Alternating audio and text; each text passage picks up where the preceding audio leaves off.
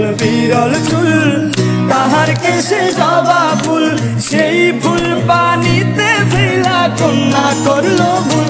কন্যা ভুল করিস না, কন্যা ভুল করিস না, আমি ভুল করা কন্যার লগে কথা বলবো না।